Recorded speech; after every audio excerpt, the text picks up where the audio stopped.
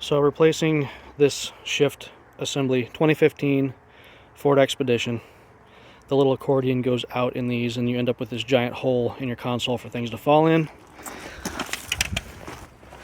To bear with me, I'm not going to go through this step by step because I'm already in the middle of it, but you peel out the little rubber piece that sits over your storage unit. There's a bolt right here, remove that. Then this silver piece sits in here. You pry along these edges to get this silver trim piece out. Before you do that, this trim ring sits over the shifter. You pry this first before you do the larger piece.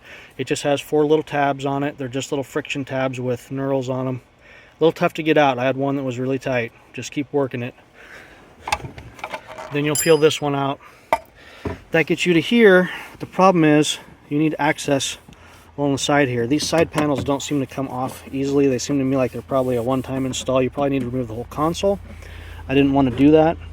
So what I did was, there's 4 bolts that hold this unit in, right there and there.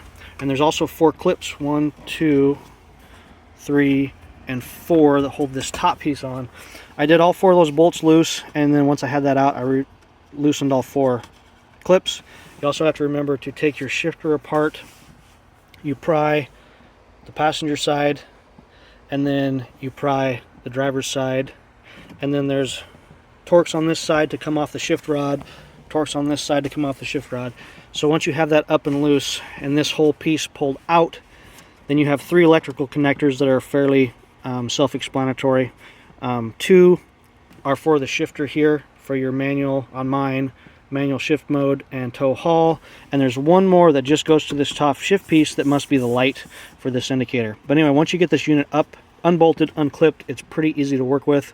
I was successful with that, so now I'm just on the reverse, putting everything back together.